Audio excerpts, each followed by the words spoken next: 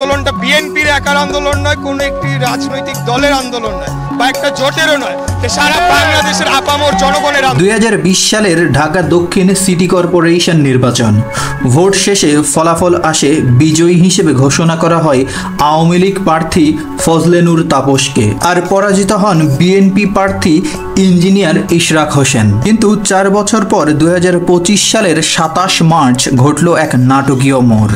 ঢাকার প্রথম যুগ্ম জেলা জজ ও নির্বাচনী ট্রাইব্যুনালের বিচারক মোহাম্মদ নুরুল ইসলাম এক রায়ে জানান 2020 সালের সেই নির্বাচনের ফলাফল বাতিল। নতুন ঘোষণা, মেয়র হচ্ছেন ইশরাক হোসেন। ইশরাক হোসেন শুরু থেকেই অভিযোগ করে আসছিলেন সেই নির্বাচনে হয়েছিল ভরপুর কারচুপি। তার আইনজীবীরা ট্রাইব্যুনালে মামলা করেন, আর 4 বছর ধরে চলা শুনানির পরে ট্রাইব্যুনাল বলে নির্বাচনের ফলাফল যথাযথ হয়নি। আর এই রায়ের ভিত্তিতে ইশরাক হোসেনকে বৈধ মেয়র ঘোষণা করে কমিশন। এই ঘটনা মূলত ইশরাক হোসেন ও তার সমর্থকদের ন্যায্য দাবির পক্ষে একটি আইনি স্বীকৃতি। এটি বিএনপির জন্য এক ধরনের আইনি জয় হিসেবে দেখা হচ্ছে। তবে এটি কেবল রাজনৈতিক নয়, আইন ও সংবিধানের মধ্যে এক ধরনের নতুন বিতর্ক তৈরি করেছে সাম্প্রতিক সময়ের ঘটে যাওয়া এই ঘটনাটি।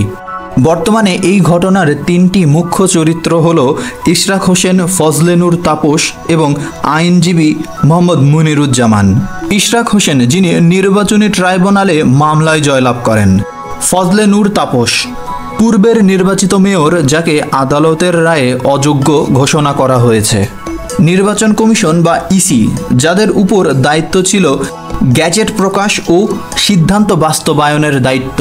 আইনজীবী মোহাম্মদ মুনিরুজ্জামান, যিনি সুপ্রিম কোর্টের একজন আইনজীবী হিসেবে নোটিশ পাঠান গ্যাজেট বন্ধ করতে।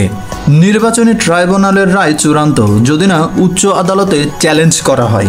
তবে সমস্যা হয়েছে সময় নিয়ে। আইনজীবীদের মতে মেয়রের মেয়াদ ইতিমধ্যেই শেষ হয়েছে এবং অধ্যাদেশের মাধ্যমে পদ শূন্য ঘোষণা করা হয়েছে। ফলে ট্রাইব্যুনালের রায় কার্যকর হওয়া নিয়ে তৈরি হয়েছে নানা ধরনের বিতর্ক। এর মধ্যে সবথেকে বড় যে প্রশ্নটি উত্থাপিত হয়েছে তা হলো আইন মন্ত্রণালয়ের মতামত ছাড়াই নির্বাচন কমিশন গ্যাজেট প্রকাশ করেছে। 27 এপ্রিল রাতেই ইশরাক হোসেনকে মেয়র ঘোষণা করে গ্যাজেট প্রকাশ করে নির্বাচন কমিশন। এর পরদিনই সুপ্রিম কোর্টের আইনজীবী মুনিরুজ্জামান একটি নোটিশ পাঠান, যাতে বলা হয় ইশরাককে শপথ পড়ানো বন্ধ করা হোক। তবে এর আগেই গ্যাজেট প্রকাশিত হওয়ায় পরিস্থিতি হয়ে ওঠে অনেকটা ঘোলাটে। এখন সিদ্ধান্ত নিতে হবে এই রায় উচ্চ আদালতে যাবে কিনা, অথবা শপথ গ্রহণ আদৌ কি হবে কিনা। আইন বনাম রাজনীতি, আদালত বনাম প্রশাসন। এই ঘটনাটি শুধু একজন মেয়রের গ্যাজেট নিয়েই নয়, বরং বাংলাদেশের রাজনৈতিক ও আইনি প্রক্রিয়ার স্বচ্ছতা ও ভারসাম্য নিয়েও তুলেছে বড় ধরনের প্রশ্ন। এই লড়াইয়ের শেষ কথায় সেটা বলে দেবে সময়।